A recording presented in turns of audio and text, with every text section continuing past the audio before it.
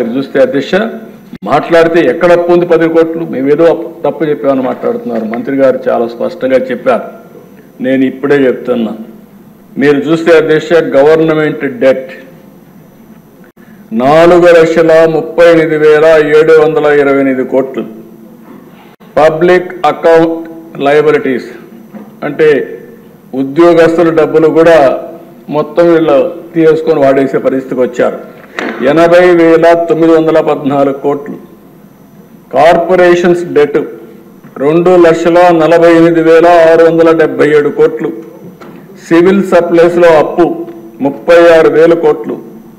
Due to power sector లో వాళ్ళకి ఇవ్వాల్సింది 34,267 కోట్లు. Outstanding dues to vendor schemes కి ఇప్పుడు బకాయిల దిశ మొత్తం కాంట్రాక్టర్ అందరికీ 1,13,244 కోట్లు. అదే మరి ఉద్యోగస్తులకు ఇవ్వాల్సింది ఇమీడియట్ గా 21,980 కోట్లు. Non contribution of sinking fund కింద 1,191. ఇవన్నీ కలిపితే 9,74,556 కోట్లు ఇప్పుడు తేలిన అప్పులు.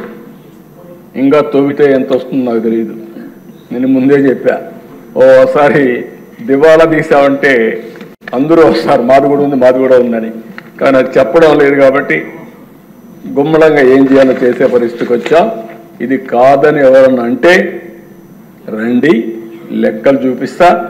ఆ లెక్కలు చూసిన తర్వాత గుంజీలు పెట్టిస్తా. భాష అనుకోవద్దండి, ప్రజా జీవితాన్ని దుర్వినియోగం చేయొద్దండి. పిల్ల చేస్తూ వద్దు. లెక్కలు లెక్కలే. ఈ లెక్కల్ని ఎవ్వరు ఏమీ చేయలేరు. గవర్నమెంట్ దగ్గర మీరు అకౌంట్ దాచిపెట్టారు. ఈరోజు మేము ఏది కూడా దాపరికం లేదు.